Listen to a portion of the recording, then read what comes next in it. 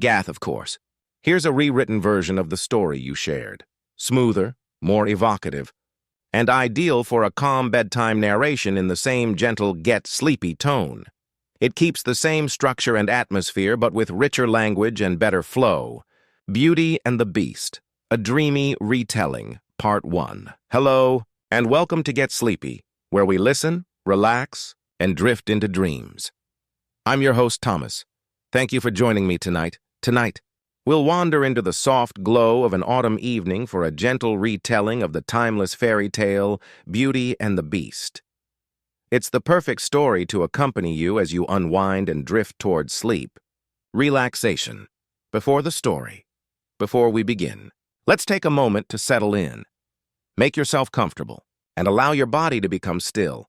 Draw in a slow, deep breath and gently let it go. With each exhale, release any lingering tension in your shoulders, your neck, your chest. Let your breath grow a little longer, a little softer each time. Now let the quiet rhythm of your breathing become a gentle companion. Slow, steady, peaceful. When I speak to you here, I try to say the kinds of things I would want to hear if I were falling asleep. I've had my share of restless nights, too. But I've learned that calm acceptance is often the best cure. When sleep doesn't come easily, frustration only pushes it further away. So tonight, remember, your breath is always there to help you. Each slow inhale and each tender exhale tells your body, it's time to rest. And now, with your breath as your anchor, let's drift together into a dreamy, timeless tale, the story of Beauty and the Beast. The merchant's family, once upon a time, in a small town near the edge of a forest, there lived a merchant named Laurent. He had once been a wealthy man. His fortune built on a fleet of ships that carried goods across the sea. But one terrible season, those ships were caught in storms, and every one of them was lost. Laurent was a widower, but he had 6 children, 3 sons and 3 daughters. They had all grown up surrounded by comfort and luxury. And when the news came that their fortune was gone, despair filled their home. To pay his debts, Laurent sold nearly everything, their fine furniture, their carriage, even his daughter's jewelry and gowns. At last, the family was forced to move into a small cottage on the outskirts of town. Life in the cottage Laurent often traveled, searching for business partners who might help him rebuild his trade. In his absence, his children were left to care for the household. But only one truly tried. His youngest daughter, Camille, had a kind and patient heart. Unlike her older siblings, who mourned their lost luxuries, Camille sought to learn the simple, honest ways of country life. She asked the villagers how to bake bread, sew, grow vegetables, and care for chickens. Her gentle manners and eagerness to learn soon made her beloved by all who met her. While her brothers and sisters pined for wealth, Camille found quiet satisfaction in work well done, in the smell of bread baking, in the comfort of a tidy home. A promise and a wish. After nearly 2 years of humble living, news finally arrived that one of Laurent's lost ships had been found. Its cargo, it was said, was mostly intact. The family rejoiced. The older children immediately dreamed of returning to their old lives, demanding fine clothes, jewels, and all the luxuries they had missed. But Camille stayed quiet, her thoughts elsewhere. When her father asked what gift she would like from the city, she hesitated, then said softly, "Father, I have always longed to see a rose. They do not grow here, and I have never touched one. If you could bring me a single rose of any color, I would be very happy." Her father chuckled at such a simple wish and promised to bring her one. Secretly, he decided he would find her a necklace as well, something to match her sweetness. The journey, when the day came for Laurent to travel to the port, the weather was fair. Camille packed food for his journey and wished him well with a teary smile. The others barely looked up from their chatter about the gifts they expected. But as her father disappeared down the forest path, Camille felt a strange unease, as though something unseen waited in the distance. At first, everything went as planned. Laurent reached the port filled with hope. But when he arrived, he discovered the terrible truth. His ship had returned. Yes, but his creditors had already claimed everything. All his cargo had been sold to pay his debts. By nightfall, Laurent was a man free of debt, but empty-handed. He didn't even stay the night in the city. Heartbroken and weary, he mounted his horse and began the long ride home under a darkening sky. The storm and the mansion storm broke suddenly over the countryside. Lightning flashed. Thunder rolled, and the rain poured down in sheets. Laurent's horse, frightened by the wind, bolted from the road and carried him deep into an unfamiliar forest. Cold, soaked, and exhausted, he searched desperately for shelter. At last, through the darkness, he saw a stone wall rising before him, tall and ancient. It surrounded what appeared to be a vast estate. An iron gate stood slightly ajar, creaking in the storm. With no other choice, Laurent dismounted, pushed the heavy gate open, and led his horse up a long, twisting path. Soon, the shadows of a great mansion emerged from the rain, towering windows, steep roofs, and silent grandeur. It looked abandoned, yet the glow of faint candlelight flickered behind a window pane, and Laurent tied his horse beneath an archway and climbed the marble steps. He lifted the iron knocker and let it fall. The sound echoed through the storm, but no one answered. After a long pause, he pushed gently on the great door, and to his surprise, it opened. Inside was warmth. A grand hall stretched before him, lit by tall candles that burned steadily, untouched by the wind. No servants appeared. No voices called out. The mansion seemed alive, yet empty. Laurent stepped inside, shivering but grateful. The storm raged outside, but within those strange walls, a calm and mysterious stillness reigned. He did not yet know that this was the home of the beast. Would you like me to continue with part 2, where Laurent meets the beast and Camille's destiny begins? I can keep it in the same get sleepy tone, soft, rhythmic, and designed to help listeners drift peacefully into sleep. Absolutely. Here's a rewritten version of this section of Beauty and the Beast in the same calm, atmospheric get sleepy storytelling style. It keeps all the key events and imagery, but flows more gently, with smoother language, evocative rhythm, and a tone that encourages relaxation and dreamlike immersion. Beauty and the Beast. Part 2. The Rose and the Beast Laurent awoke to find himself in a vast and silent mansion. The storm had passed, and pale morning light filtered through high windows. Brushing across a grand reception hall, curving staircases rose gracefully on either side of him. Suits of armor stood like sentinels along the walls, cold, watchful, and still. Ahead, a pair of richly carved double doors glimmered faintly with light seeping through their cracks. The silence inside was so complete that he could have heard a single pin fall. Calling out once or twice, he received no reply. At last, curiosity and gratitude for the shelter urged him forward. He pushed the heavy doors open and stepped into a warm, softly lit chamber. The mysterious feast of fire roared in the enormous stone hearth, sending waves of golden warmth across the room. Before it, a table was laid for one. A simple meal of bread, roasted meat, and a tall carafe of what looked like wine. Laurent looked around, half expecting a servant or host to appear. But the room was empty, save for a few upholstered chairs and piles of books stacked carelessly here and there, as if someone had lived among them long ago. His stomach rumbled. The scent of the meal was too tempting to ignore. At first, he took just a slice of bread, then another, and before long he had eaten every crumb, every bite, and drained the carafe to its last drop. The warmth of the fire lulled him. He leaned back in his chair, eyes heavy, and before he realized it, sleep overtook him. The morning after. When Laurent awoke, the fire had long since died down. The plates and cups from the night before were still on the table, untouched by any other hand.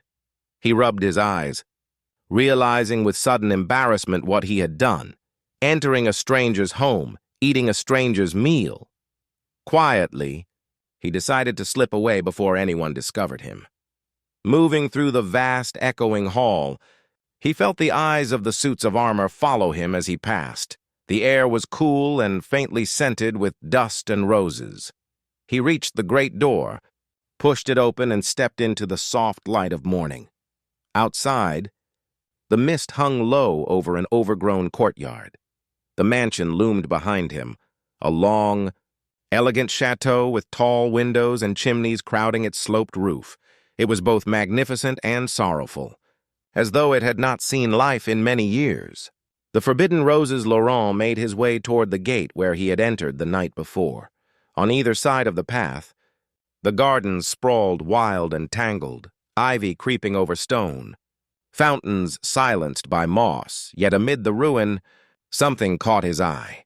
At the heart of a crumbling pergola stood a rosebush in full bloom, covered in the most beautiful, perfect roses he had ever seen. Each petal glowed soft pink in the morning light. At once, he remembered Camille's wish, a single rose. That was all she had asked for, smiling for the first time in days. He drew a small knife from his satchel and began to cut a few blossoms, but as he trimmed one after another, their beauty enchanted him, and soon he aired the entire bouquet. Surely, he thought, the owner of this lonely place would not mind. The beast appears, then a shadow fell across him. A low, rumbling voice broke the quiet. "What do you think you are doing?" Laurent spun around. Before him stood a towering figure, half man, half beast. Thick fur covered his face and hands. His eyes burned with gold beneath his tangled mane. He was clothed in a wrinkled linen shirt and dark breeches, as though he had come running from elsewhere in the house. Laurent's heart pounded. He tried to speak, but his voice trembled. I thought the house was empty," he stammered. "I meant no harm. I only wished to take a few roses for my daughter." The beast's eyes narrowed. "You entered my home uninvited," he growled. "You ate my food.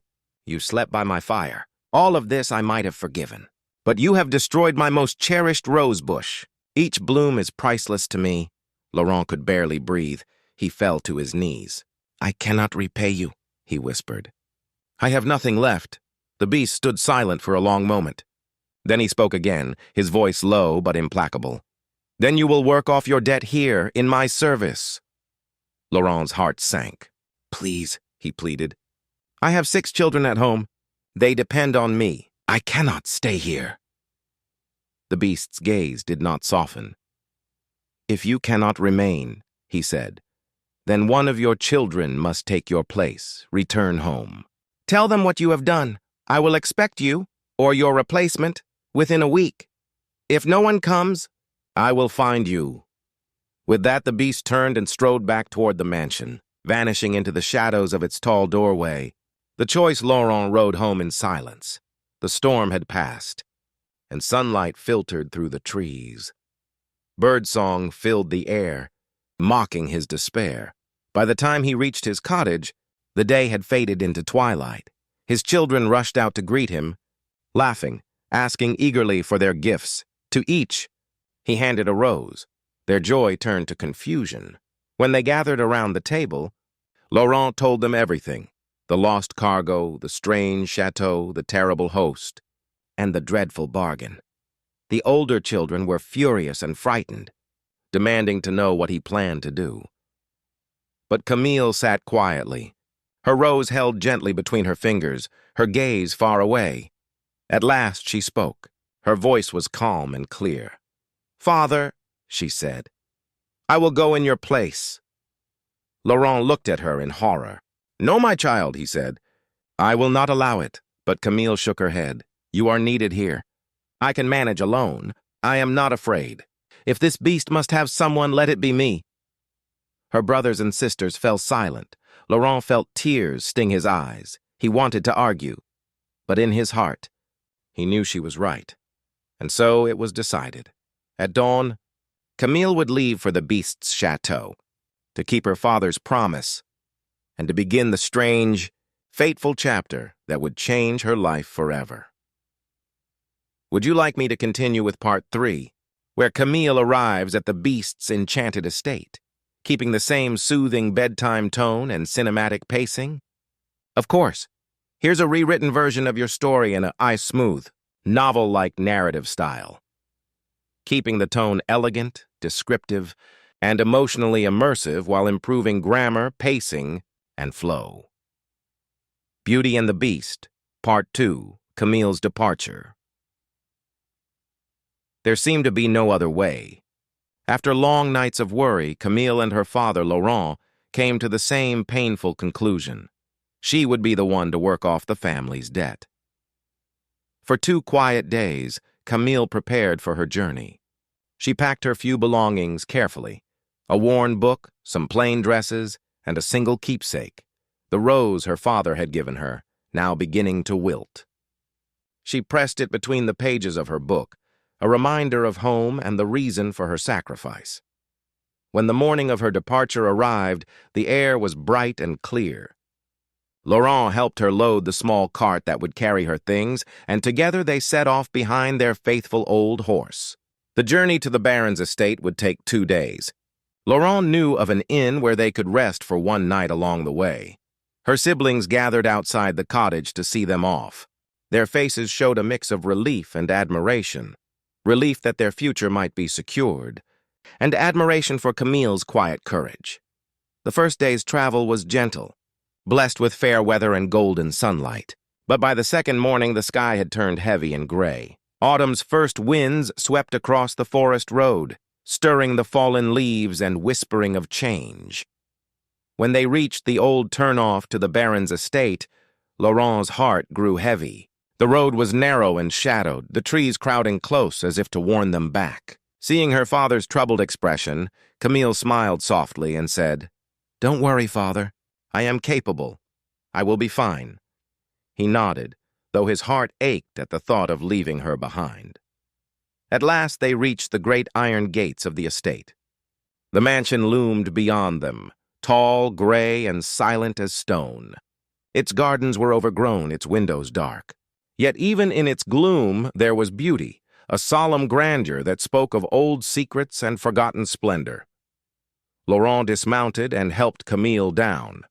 Together they crossed the courtyard, the wind pressing at their backs. When they reached the door, Laurent lifted the heavy knocker and let it fall. Moments later, the door creaked open, not to reveal the fearsome Baron, but a boy of perhaps 13. Dressed in simple clothes, he peered at them curiously before asking, "Is one of you the new servant?" Laurent explained that his daughter would be working in his place to repay the debt. The boy only nodded as if this were entirely ordinary. "You can leave her things here," he said, "and go." Then, without further word, he tugged the door wider and beckoned Camille inside. With one last look at her father, Camille stepped through the threshold into her new life. Laurent watched her disappear into the shadows of the hall. Then, with a heavy heart, he turned the horse homeward, the wind sighing through the trees as if mourning alongside him.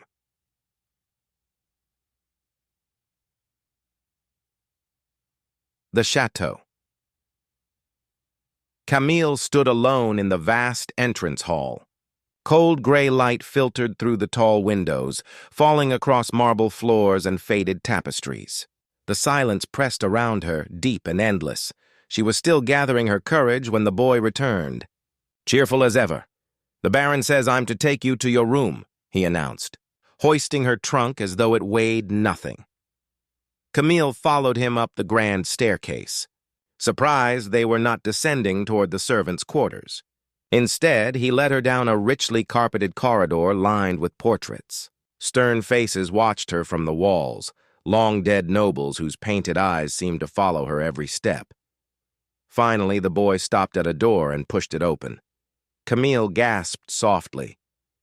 The room was exquisite, modest in size but furnished with elegance, a canopied bed, a carved wardrobe, and a fire crackling in the hearth. "I'm Gabriel," the boy said brightly.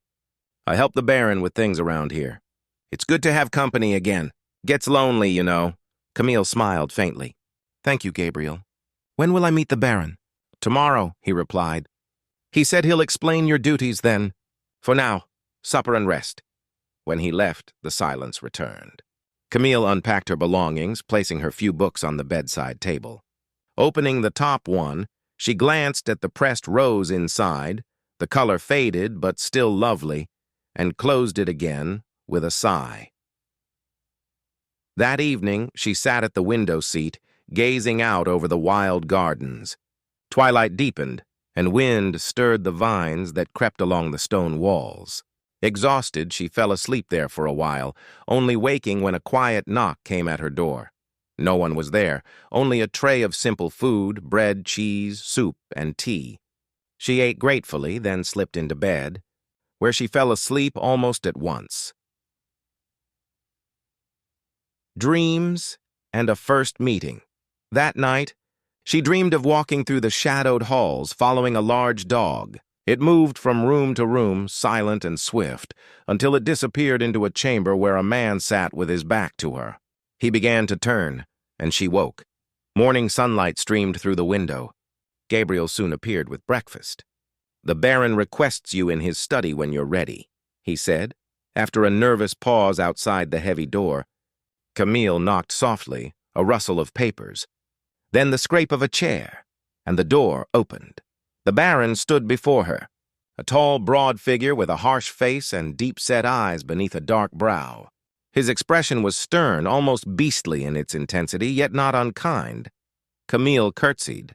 "So," he said slowly, "you are the one come to repay your father's debt.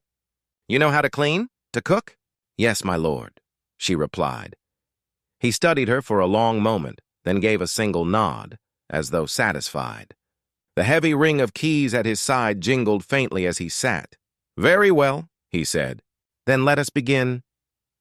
Would you like me to continue this rewrite, turning the rest of the Beauty and the Beast, retelling into a full novel chapter?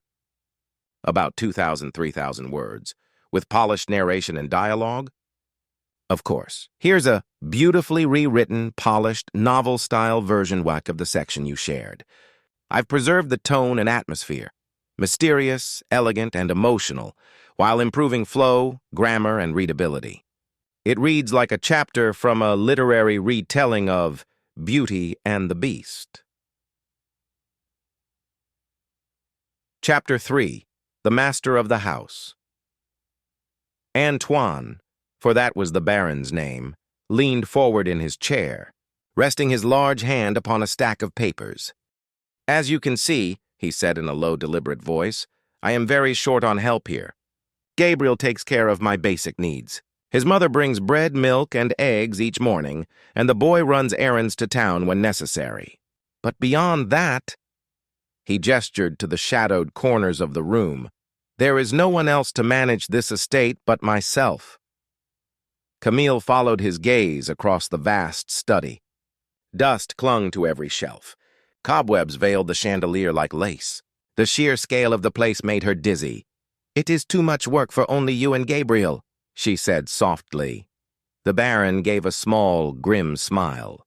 "Yes, but we will make do." He paused, as if expecting her to object. But she remained silent, her heart sinking under the weight of her new responsibilities. "These keys," he continued, lifting a heavy ring from the nearby table, "will open most rooms in the house. You will find that many are unused, and there is little reason to enter them. Should you need something that Gabriel cannot provide, you may come to me directly. Otherwise, I am not particular. Make any household decisions as you see fit." He leaned back, his expression softening slightly. "I spend most of my time here, or in the library." Camille nodded mutely, feeling both humbled and overwhelmed. The thought of maintaining this vast, crumbling mansion alone was staggering. The Baron rose suddenly, signaling the end of their meeting. Camille stood as well, curtsied, and accepted the ring of keys from his enormous hand. As she turned to leave, his voice followed her across the study. "Dinner is at 7 o'clock. I would be pleased if you joined me." She turned briefly and inclined her head. "Yes, my lord." "Thank you, Antoine," he corrected, his voice quiet. "I am lord of nothing now." Then, with a humorless chuckle, he added, "Only of this chateau and its dust." The tour. When Camille stepped back into the grand entrance hall, the silence seemed to deepen. She spread the keys across her palm, some large and rusted, others delicate as lace, and felt a strange sense of authority and entrapment. From the shadows of the staircase, Gabriel appeared with his familiar grin. "Would you like a tour?" he asked eagerly. Camille smiled. "Yes, please." And so began her first day as housekeeper of the chateau. As they walked, Gabriel explained how things had come to be. The Baron, he said, had lived alone for many years. His fierce appearance and reclusive habits had earned him a fearful reputation among the villagers, who whispered cruel stories and avoided him whenever he appeared in town. "But they don't know him like I do," Gabriel insisted. "He's a good man, fair and kind even if he looks frightening. His bark's worse than his bite." The boy's loyalty touched Camille. Room by room, he showed her the house. Vast corridors lined with faded portraits, grand chambers draped in dust sheets, and forgotten bedrooms whose fireplaces had been cold for decades. Some doors opened easily. Others creaked as though they hadn't moved in a century. In most of the rooms, the light from the windows was dim and gray, filtered through glass clouded with age. But when Gabriel opened the tall doors to the library, the air itself seemed to change. Camille stepped inside and gasped. It was magnificent, a vast chamber of golden trim and soaring ceilings, with bookcases that stretched up to the rafters. Ladders on brass rails waited to be rolled along the walls, granting access to shelves upon shelves of leather-bound volumes in deep crimson, green, blue, and brown. The scent of old paper and ink filled the air. "Magnifique," Camille breathed. Gabriel smiled proudly. "The Baron spends most of his time here. He reads everything, history, philosophy, poetry. He says the books are his oldest friends." Camille trailed her fingers across a shelf. She had loved books all her life, but her father's debts had forced her to sell most of them. The idea of having this library, this kingdom of words, within reach filled her with awe. Settling in. That afternoon, Camille and Gabrielle began to clean what little of the house was still in use: the kitchen, the entryway, and the Baron's study. The kitchen had long fallen into neglect. Camille rolled up her sleeves, opening windows to let in the air. She scrubbed the counters, polished the copper pans, and sent Gabriel to town with a list of supplies. Slowly, the room began to breathe again, warm, alive, and full of promise. By evening, she had prepared a simple dinner of roasted chicken and bread. It wasn't much, but it was honest work, and she took quiet pride in it. Before dinner, she returned to her room to change into her best dress. Gabriel had lit the fire, and the small space glowed with comfort. As she drew the curtains for the night, she paused to look out the window. The courtyard below lay in eerie stillness. Not a leaf stirred. It was as if the grounds themselves were under a spell. Dinner with the Baron. The dining room was grand, with a glittering chandelier that hung like a canopy of stars over the long table. Only 2 places were set at the far end. Camille arrived first. Moments later, Antoine entered, his large frame awkward in the doorway. He inclined his head slightly, a gesture of courtesy that surprised her, and motioned for her to sit. "I can see you've been busy," he said, glancing at the well-prepared meal. "Gabriel has borne a heavy burden these past years. I am grateful for your help." Camille hesitated, unsure of how to answer. "It is my duty, sir." "Antoine," he corrected again, his tone gentler. "Please, call me Antoine." He gave a dark little smile. "I am no lord, only a man with too many rooms and too few people to fill them." Then, after a pause, he added quietly, "I am sorry you were forced into this arrangement, but I hope you will find some comfort here. I try to be fair, and I am glad of the company." Camille was taken aback by the kindness in his words. "Thank you," she said softly. "Would you like me to tidy the library tomorrow? I wasn't sure if you wished me to enter." Antoine considered her for a moment, then nodded. Yes, that would be fine. And you may borrow any book you wish. Descartes once said, "The reading of all good books is like a conversation with the finest minds of past centuries."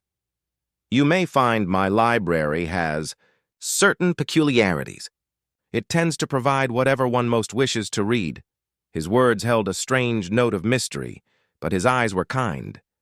Camille smiled faintly. Thank you, monsieur. I shall be careful. They ate mostly in silence after that, but it was not an uncomfortable silence.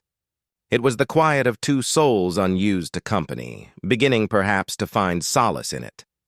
That night, as Camille settled beneath the crisp white sheets of her canopy bed, she felt a spark of hope. The chateau, for all its gloom, seemed less forbidding than before. Perhaps, she thought sleepily, this place is not a prison, but a beginning. Chapter 4. The Library. The next morning, after finishing her work in the kitchen, Camille returned to the library.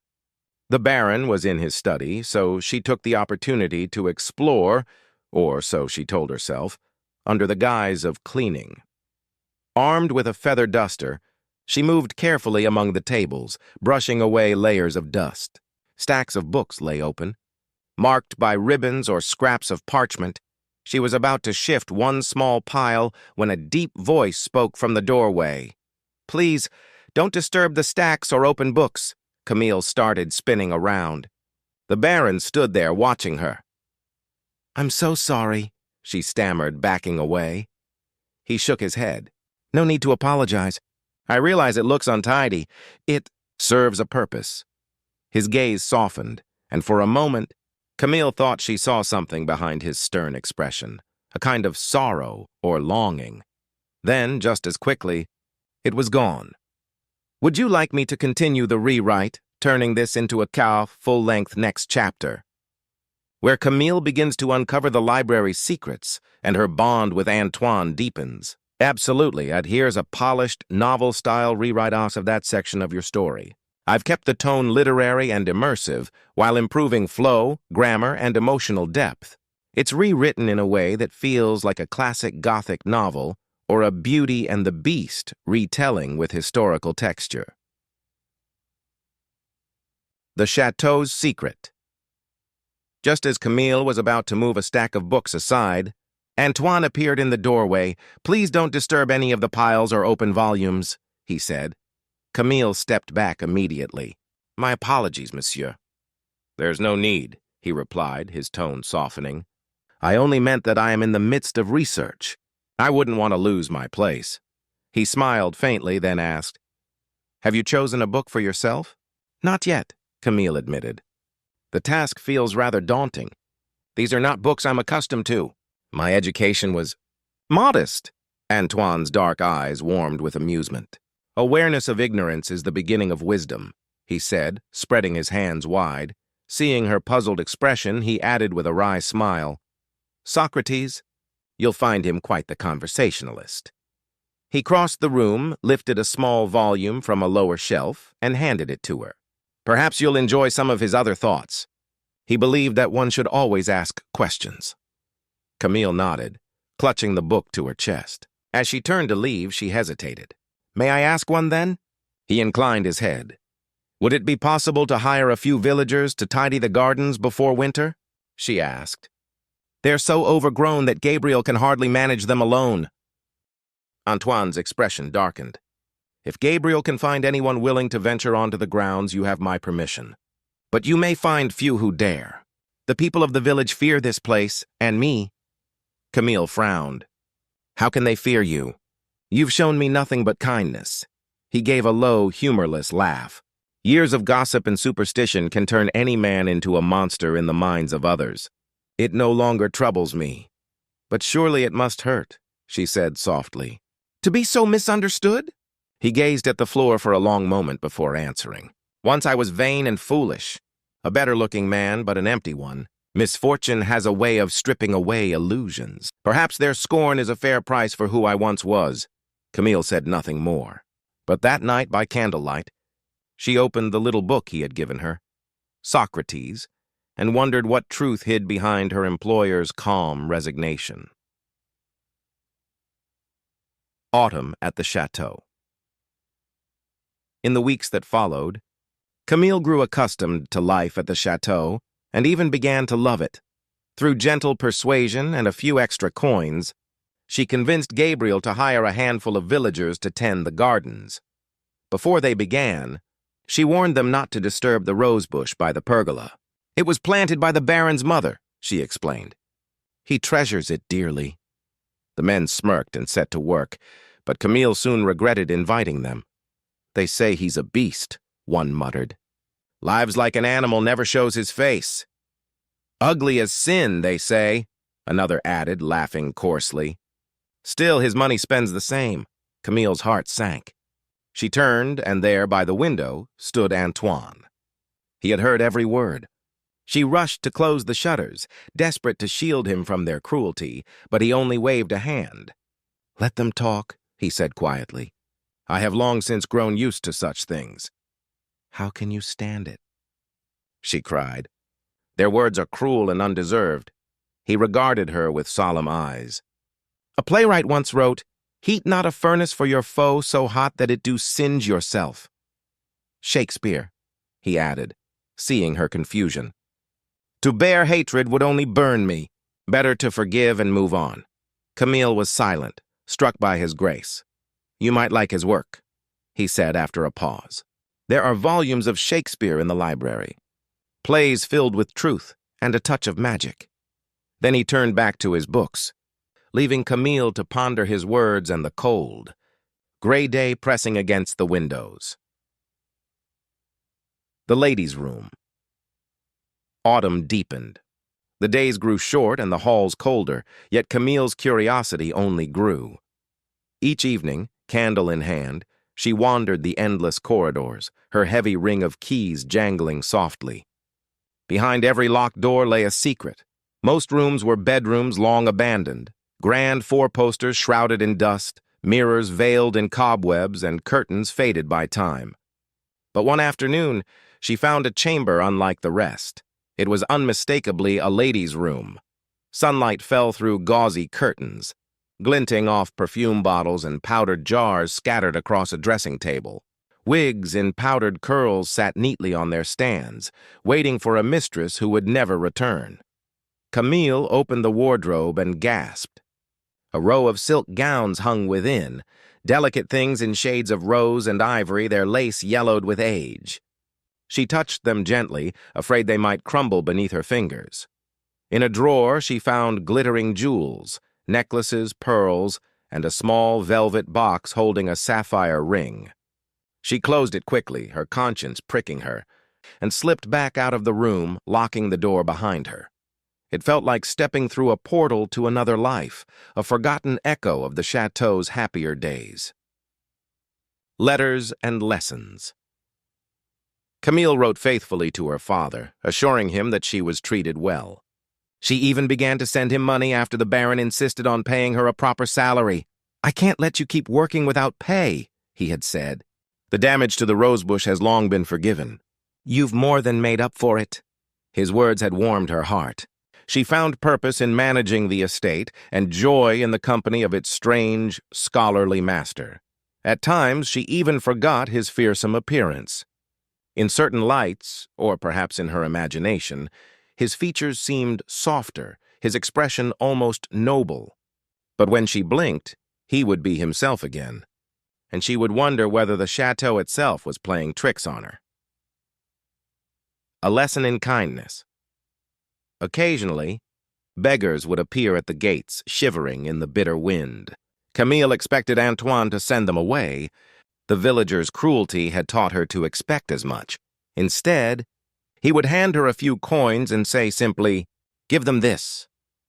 When she asked him why he showed such generosity to those who scorned him, he replied, "Aristotle once said, 'It is the mark of the magnanimous man to ask no favor, but to be ready to do kindness to others.'" Then, almost to himself, he added, "Perhaps by learning to be such a man, I can undo the mistakes of my past." That night, as they dined by firelight, Camille gathered her courage to ask what she had long wondered. "Antoine," she began softly, "how did you come to be so alone here?" He leaned back in his chair, his gaze distant. "Many years ago," he said slowly, "I lived here with my mother. My father had passed, and I inherited both the title and the estate far too young. My mother was kind, radiant, really. The rosebush by the pergola was hers. When she died, I lost my compass." He paused, eyes glinting with sorrow. "I became vain, reckless. I squandered everything, wealth, honor, decency. The chateau fell to ruin, as did I. One winter's night, a woman came to the door begging for food and shelter. I was hosting a grand party and refused her. I told her to find work elsewhere." His voice grew low. "Before my servant could turn her away, she forced open the door and cursed me. 'You will live as you have treated others,' she said, 'spurned and unloved. Only through humanity shall you be redeemed.'" Camille frowned. Humanity? What did she mean? "That," he said with a weary smile, "is the riddle I've spent years trying to solve. My library holds the finest thoughts of humankind. Philosophy, science, poetry. Perhaps that, too, is part of the curse. I have all the wisdom of the world at my fingertips, and yet it has not freed me. Would you like me to continue this rewrite into the next part of the story?" Where the emotional and romantic tension deepens, the Beauty and the Beast arc begins to bloom. I can keep the same refined cinematic tone. Got it. Here's your rewritten version of the story. Keeping the same events but written in smoother, more natural storytelling language with clearer flow and refined tone. A release for my cause. Camille regarded Antoine from across the table.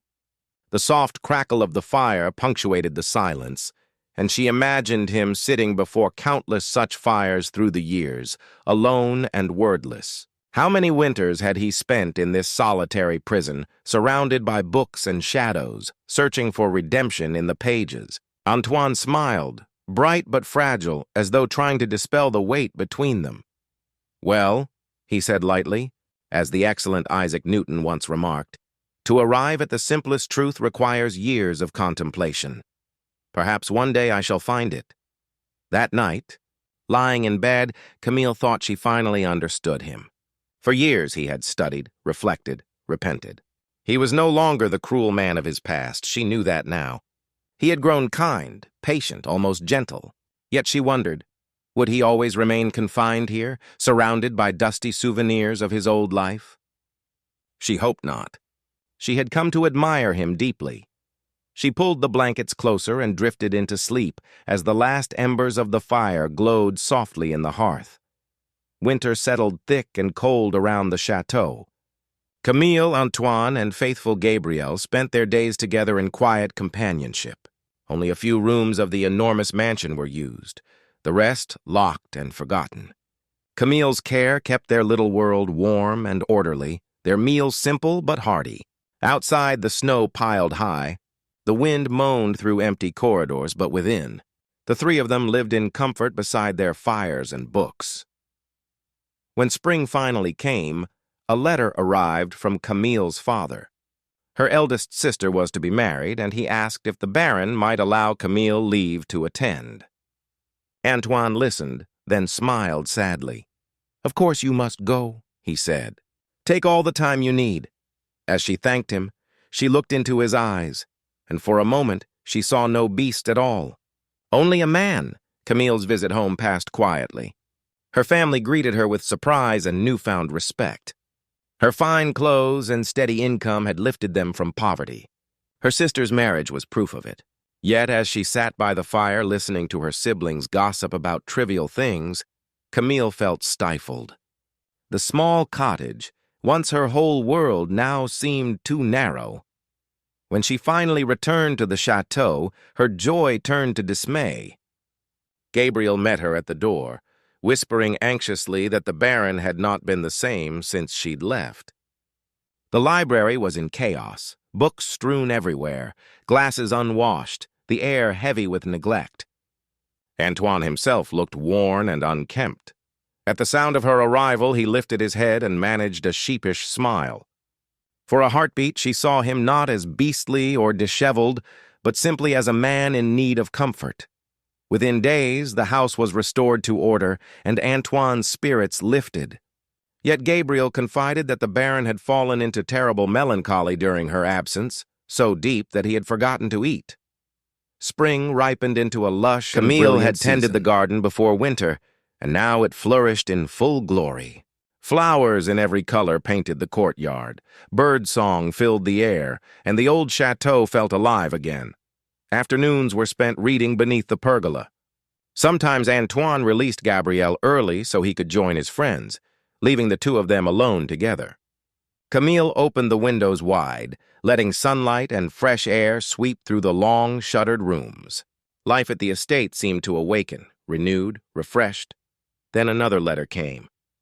This time her younger sister was to be wed. Camille felt torn. Duty to her family on one side, affection for Antoine on the other. She could not bear to leave him again. At last she proposed something bold. "Come with me," she said. "You can stay at an inn nearby." Antoine was appalled. "Have you forgotten how people look at me?" But Camille persisted. Her village was far away. No one there had heard of him or his curse. To her he was neither beast nor baron, only the kind, wise man she had come to know. When he refused, she calmly told him she would not go without him. Reluctantly, fearing to disappoint her, Antoine agreed. Camille secretly sent Gabriel to commission a new suit for him, simple, dignified, and cut in the modern style. The baron's old, extravagant garments would no longer do. At last, the carriage was readied. Gabriel saw them off, amazed to see his master leaving the estate for the first time in years. The journey was bright and swift, the forest alive with sunlight and the murmuring of leaves. Antoine sat stiffly at first, uneasy with the thought of being seen, but soon conversation turned to books and ideas. Before long, they were laughing together as easily as ever. Camille smiled to herself. Sitting beside him in the carriage, she saw only a thoughtful, charming man. By evening, they arrived at her family's cottage. Her siblings rushed outside, staring openly. Her brother Laurent, ever the diplomat, greeted Antoine politely, thanking him for escorting Camille. But others whispered and giggled, their rudeness plain. Camille flushed with embarrassment, but Antoine bore it with quiet grace. After a few formal words, he excused himself and departed for his lodgings. As Camille stepped inside, surrounded by her curious, chattering family, she realized something profound. Her heart no longer belonged to this place. "Would you like me to continue the rewrite into the ending, the transformation and resolution? Or stop here at her return home?" "Of course. Here's a full, polished rewrite of your story section. I've kept all the events and meaning intact, but refined the flow, descriptions and tone for smoother reading and deeper emotion, giving it the timeless fairy tale finish it deserves." A Release for My Cause, Part 2. Laurent and Camille's siblings asked her polite, curious questions about the wedding preparations, and she answered as best she could. Yet her thoughts were elsewhere. She couldn't stop worrying about Antoine, alone at the inn, surrounded by strangers who might treat him cruelly. That night, as she lay in bed, her heart ached with unease. She missed the quiet warmth of the chateau, the calm of its library, and the company of the man she had grown to cherish. When sleep finally came, it was with thoughts of him filling her dreams. She realized then how much she longed to return home, to the life and the place that had truly become hers. The next morning, sunlight spilled over the village green as the church bells rang. But when Camille and Antoine arrived for the ceremony, her fears proved justified. The small church felt even smaller beneath the weight of so many eyes. Whispers followed them as they walked down the aisle, and the hush that settled over the crowd made the air feel heavy. They sat together in silence.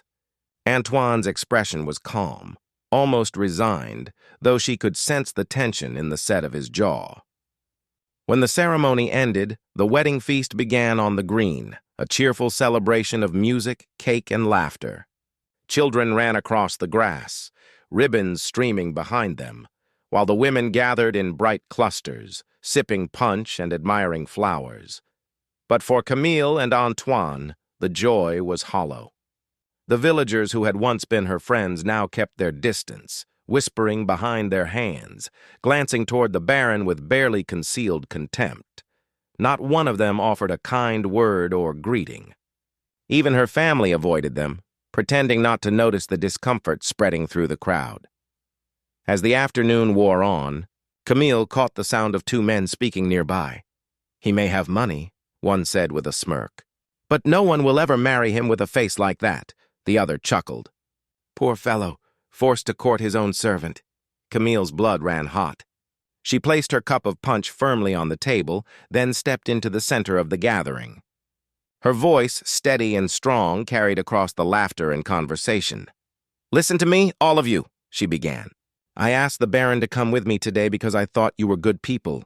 I believed that once you met him, his kindness and decency would speak for themselves. But I see now that I was wrong. Not one of you is worthy of his company.